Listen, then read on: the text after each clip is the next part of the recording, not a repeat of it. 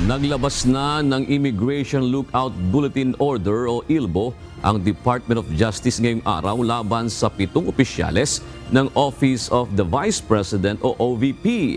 Kabilang sina Attorney Zulieca Lopez na nakalabas na ng bansa, Attorney Lemuel Ortonio, Attorney Rosaline Sanchez, Gina Acosta, Julieta Villa del Rey, Sunshine Chari Fajarda at Edward Fajarda.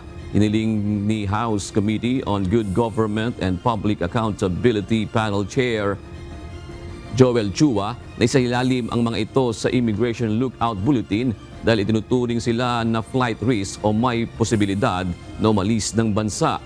Kasama ang mga ito sa iniimbestigahan sa issue ng umano'y hindi tamang paggamit ng pondo ng OVP noong 2022 at 2023. Pero nilinaw ng DOJ na hindi mapipigilan ng ILBO na lumabas ang mga ito ng bansa dahil ito ay para lamang sa monitoring purposes.